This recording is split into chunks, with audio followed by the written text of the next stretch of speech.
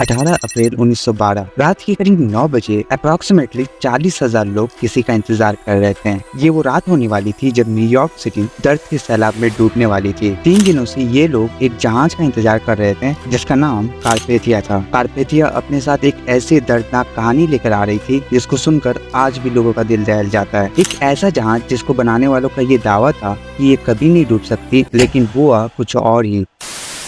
RMS Titan जो अपने पहले ही सफर में हजारों लोगों को समुद्र के अंदर समा देता है। कारपेथिया शिप में रेस्क्यू किए गए वो लोग मौजूद थे जिन्होंने ये खौफनाक मंजर अपनी आंखों से देखा था। इस इंसिडेंट ने पूरी दुनिया को चौंका कर रख दिया, लेकिन टाइटैनिक की कहानी उस दिन खत्म नहीं होती। अगले 70 सालों के लिए टाइटैनिक दुनिया के लिए एक मिस्ट्री बनकर रह जाती है। टाइटैनिक समुद्र की किस कोने में समा गई थी किसी को कुछ पता नहीं था, और आखिरकार 70 सालों के बाद रॉबर्ट बिलार्ड के जरिए ये मिस्ट्री सॉल्व की जाती है। लेकिन सिर्फ रॉबर्ट बिलार्ड ही अकेले नहीं थे जो टाइटैनिक की खोज कर रहे थे, बल्कि उनसे पहले भी बहुत सारे एक्सप्लोरर्स ने टाइटैनिक की खोज की, लेकिन उनके साथ कुछ ऐसे इंसिडेंट्स हुए जिसने उन्हें टाइटैनिक के करीब होते हुए भी कभी टाइटैनिक ढूंढने नहीं दिया। अब सवाल ये आता है कि आखिर उस जमाने में जब अंडर वाटर एक्सप्लोरेशन जैसी कोई टेक्नोलॉजी थी ही नहीं, टाइटैनिक को समुद्र के 12,500 फीट की गहराई में ढूंढा कैसे गया होगा। और टाइटैनिक की डिस्कवरी के बाद आखिर ऐसा क्या पता चला जिसने पूरी दुनिया को शॉक करके रख दी। So let's dive into the incredible story of how Titanic was discovered.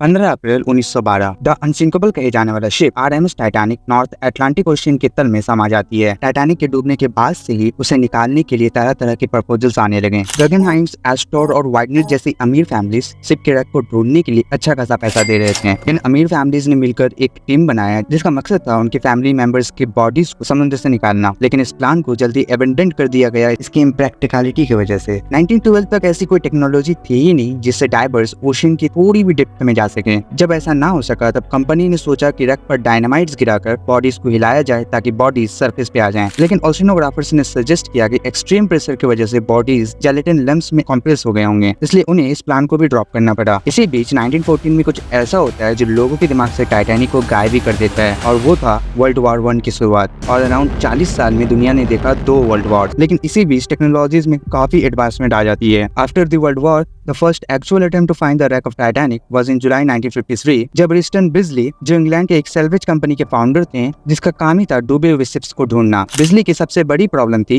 ये पता करना कि आखिर टाइटैनिक डूबी कहाँ पर थी। अब आप सोच रहे होगे टाइटैनिक की लोकेशन तो हमें पता थी कि वो टाइटैनिक डूबने से पहले डिस्ट्रेस सिग्नल्स भेजी थी, जिसकी हेल्प से ही कारपेथिया शिप बची हुई सर्वाइवर्स को रेस्क्यू कर पाया था। लेकिन ये डिस्ट्रेस कॉल टाइटैनिक के डूबने से 2 घंटे पहले भेजे गए थे, और ना जाने इतनी देर में ओशियन करंट्स टाइटैनिक के मलबे को बहाकर कहाँ ले गई होगी। टाइटैनिक की लोकेशन पता करने के लिए समुद्र में अंडर वाटर एक्सप्लोजन्स किया गया जिससे कि पानी में इको क्रिएट हो सके और सोनार की मदद से इको प्रोफाइल रिकॉर्ड किया जा सके। लेकिन ये प्लान फेल हो जाता है। अगले साल वो इसी उम्मीद में फिर आते हैं, लेकिन उनके हाथ इस बार भी कुछ नहीं लगा। रीजन बिजली के फेल्ड अटेम्प्ट के बाद 1916 से 1917 तक बहुत सारे प्रपोजल्स आए, लेकिन सारे एक से बढ़कर एक बेतुके प्रपोजल्स थे। एक प्रपोजल ये था कि टाइटैनिक के हुल में नायलॉन बैलून लगा दिया जाए जिससे टाइटैनिक फ्लोट करके ऊपर आ जाएगा, और एक प्रपोजल था जिसमें 1,80,000 ton of molten wet means vaseline pump करके टाइटैनिक को सरफेस पे लाने की बात कही गई। और ये तो कुछ भी नहीं, एक प्रपोजल ऐसा भी था जिसमें टाइटैनिक को पिंग पोंग बॉल से भरने की बात कही गई। लाइक सीरियसली, इसी तरह ना जाने और कितने वाहियात प्लान्स 1970 तक आए। लेकिन कुछ ही सालों बाद हमारी कहानी में एंट्री होती है रॉबर्ट बिलार्ड की। रॉबर्ट बिलार्ड एक मरीन जियोलॉजिस्ट हैं। रॉबर्ट बिलार्ड को शुरू से ही टाइटैनिक ढूंढने में इंटरेस्ट था, और ये इंटरेस्ट तब जाकर पूरा होता है जब वुड होल्स ओशिनोग्राफर इंस्टीट्यूशन ने ओशियन फ्लोर को मैप करने के लिए एक नया सर्वे इक्विपमेंट डेवलप किया, और बिलार्ड को इस नए इक्विपमेंट की टेस्टिंग के लिए चुना गया। लेकिन बिलार्ड की इंटरेस्ट तो टाइटैनिक को ढूंढने के लिए इस इक्विपमेंट का यूज करने में था। शिप के बीच में एक होल था जहाँ से एक लंबा पाइप ओशियन के अंदर डाला जाता था जो ओशियन फ्लोर के बिल्कुल ऊपर रहता था। इस पाइप के एंड पर बिलार्ड ने सोनार और कैमरास अटैच किए थे। उम्मीद थी कि ये टाइटैनिक के रैकेज को डिटेक्ट कर सकेगा जब शिप उसके ऊपर से गुजरेगा। एक्सपेडिशन शुरू होती है और सभी बहुत खुश थे, लेकिन अचानक सभी की खुशी गम में बदल जाती है जब ड्रिल पाइप बीच से टूट जाता है, sending 3000 feet of pipe and around $6 lakh, जो कि आज का अराउंड $30 लाख जितना एक्सपेंसिव इक्विपमेंट समुद्र के अंदर समा जाता है। और रॉबर्ट बिलार्ड अपने पहले अटेम्प्ट में फेल हो जाते हैं। अब इस इंसिडेंट से एक बात तो पता चल जाता है कि टाइटैनिक को ढूंढने के लिए सिर्फ इंटरेस्ट ही नहीं बल्कि पैसों की भी जरूरत थी, and because of the financial difficulties बहुत सारे प्लान्स विड्रॉल करने पड़े। और फाइनली ये प्रॉब्लम सॉल्व होती है 1980 में, जब इस स्टोरी में एंट्री होती है जैक ग्रिम की। And believe me, this is the interesting part of the story. Jack Grimm को इम्पॉसिबल काम करने में बड़ा मजा आता था। इससे पहले ग्रिम ने Noah's Ark, Loch Ness monster, Bigfoot, यहाँ तक कि हॉलो अर्थ थ्योरी, जिसमें ये कहा गया था कि अर्थ अंदर से बिल्कुल खोखली है, जैसे एक्सपीडिशन को स्पॉन्सर कर चुके थे। अब जैक ग्रिम का नेक्स्ट प्लान टाइटैनिक ढूंढने का था। ग्रिम के पास पैसे की तो कोई कमी नहीं थी, लेकिन नॉलेज और टेक्नोलॉजी की जरूरत थी। ग्रिम को पता था अगर उसे टाइटैनिक ढूंढना है तो एक कैपेबल टीम का होना जरूरी है, और इसीलिए उसने $33 लाख डोनेट किया geological observatory of the Columbia University को, और जिसके बदले 5 सालों के लिए इक्विपमेंट्स और टेक्नीशियंस की सपोर्ट मांगा। अब ऑब्वियस सी बात है कि आप अगर किसी को इतना पैसा देते हो तो आपको क्यों ही मना करेगा। लेकिन ग्रिम को अब भी कुछ मिसिंग लग रहा था, और ग्रिम ने कुछ ऐसा किया जिसने साइंटिस्ट को शॉक्ड करके रख दिया।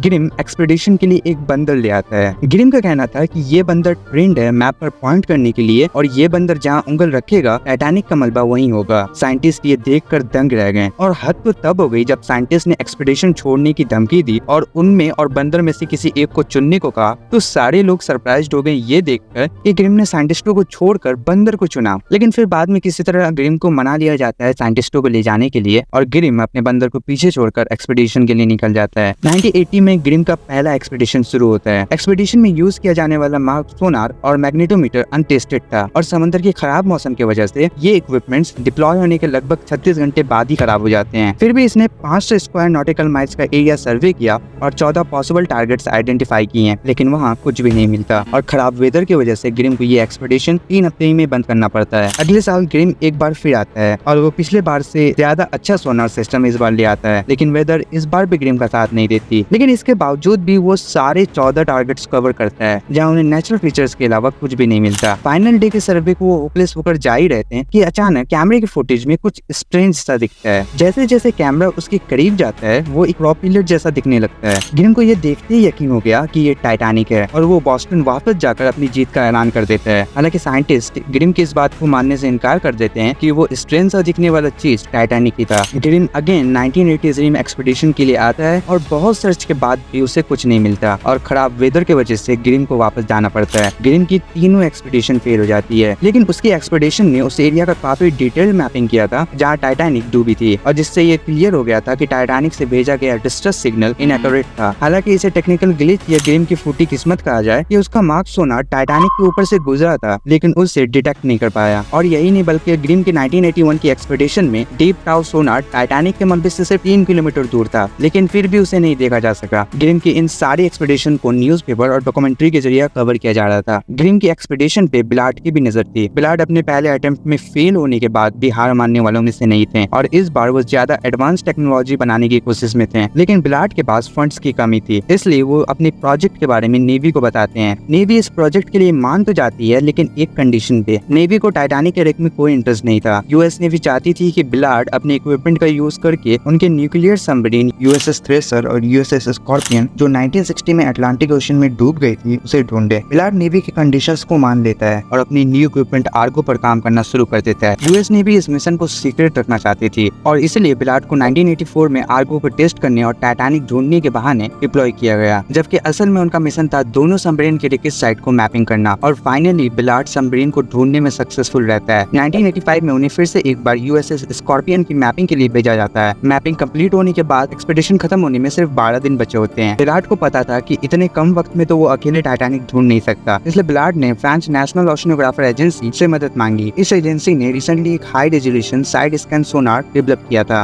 और टाइटैनिक के सर्वे के लिए अपना रिसर्च वेसल लेसोआ भी भेजने के लिए तैयार हो गए। प्लान ये था कि फ्रांस सोनार से पोटेंशियल टारगेट्स ढूंढे जाएंगे, और फिर अमेरिकन आर्गो का यूज करके उन टारगेट्स को चेक करेंगे। फ्रांस टीम ने पोटेंशियल टारगेट्स को चेक किया, लेकिन वहाँ कुछ भी नहीं मिला। बिलार्ड ये समझ चुका था कि सोनार का यूज करके टाइटैनिक के रेक को ढूंढना बहुत मुश्किल है, इसलिए उसने एक नई स्ट्रेटेजी का यूज किया। थ्रेसर्स और स्कॉर्पियन सबमरीन के एक्सपीडिशन के वक्त बिलार्ड ने एक चीज नोटिस की थी। जब थ्रेसर्स और स्कॉर्पियन अटलांटिक ओशियन में डूबी थी तो उनका मलबा ओशियन बेड पर एक बड़े एरिया में फैल गया था, और ओशन करंट की वजह से जो हल्के टुकड़े थे वो डूबने की जगह से काफी दूर तक बह गए थे। ये टुकड़े असल मलबे से कहीं ज्यादा बड़े थे, और इसी तरह वो टुकड़ों को पीछा करते हुए रैकेज के मेन टुकड़े तक पहुंच जाते हैं, क्योंकि सोनार नेचुरल ऑब्जेक्ट और मैन मेड थिंग्स में फर्क नहीं कर पाता।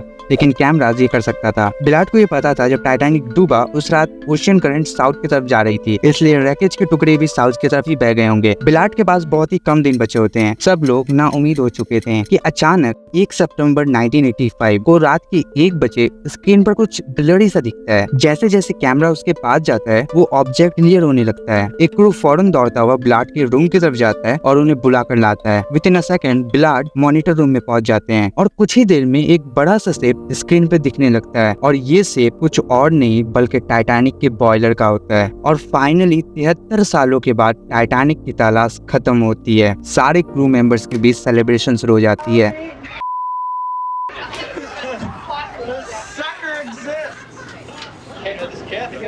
लेकिन अचानक सबके बीच एक पिन ड्रॉप साइलेंस सी छा जाती है जब उन्हें याद आता है कि ठीक इसी वक्त इसी जगह आज से 73 साल पहले लगभग 1500 लोग इस डिजास्टर में मारे गए थे।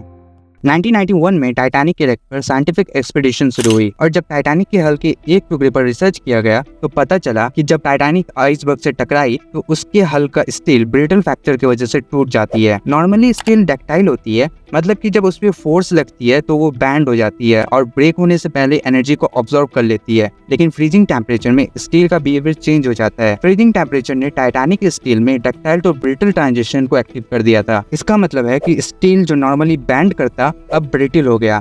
इस सिचुएशन में जब टाइटैनिक आइसबर्ग से टकराया स्टील फ्रैक्चर हो गया बिना बाइंडिंग के, यानी स्टील डायरेक्टली टूट गया जैसे ग्लास टूटता है विदाउट ऑब्जर्विंग मच एनर्जी। इसका एक रीजन हाई सल्फर कंटेंट भी था जो स्टील को और भी ज्यादा ब्रिटल बनाता है लो टेम्परेचर्स में। यही एक मेजर रीजन थी कि आइसबर्ग से टकराते ही शिप इतनी आसानी से डैमेज हो गई। सिर्फ यही नहीं बल्कि जो वाटर टाइट कंपार्टमेंट डैमेज को काउंटर करने के लिए बनाए गए थे वो डिजास्टर को एक्सेलरेट करने में हेल्प कर रहे थे। टाइटैनिक के लोअर सेक्शन में 16 वाटर टाइट कंपार्टमेंट थे। अगर शिप के हल का कोई भी हिस्सा पंक्चर हो जाता या पानी लीक होने लगता तो उसे इजीली सील किया जा सकता था। लेकिन ये कंपार्टमेंट सिर्फ हॉरिजॉन्टली वाटर टाइट थे। इन कंपार्टमेंट के टॉप्स ओपन थे और उनकी वॉल्स पानी के लेवल से सिर्फ कुछ फीट ऊपर तक ही थी। अगर ये वाटर टाइट कंपार्टमेंट की वॉल्स थोड़ी और ऊंची होती तो ये पानी को कंपार्टमेंट के अंदर ही कंटेंट कर सकती थी। टाइटैनिक के आइसबर्ग से टकराव के बाद हल के 6 कंपार्टमेंट डैमेज हो गए थे और उन्हें इमीडिएटली सील कर दिया गया। लेकिन जैसे जैसे पानी कंपार्टमेंट में भरने लगे शिप के आगे के हिस्से का वजन बढ़ने लगा और कंपार्टमेंट अपने हॉरिजॉन्टल वाटर टाइट डिजाइन की वजह से एक दूसरे में पानी स्पिल करने लगे और बाव के कंपार्टमेंट एक्सटेंसिवली पानी से भर गए और देखते ही देखते पूरा शिप फ्लड हो गया,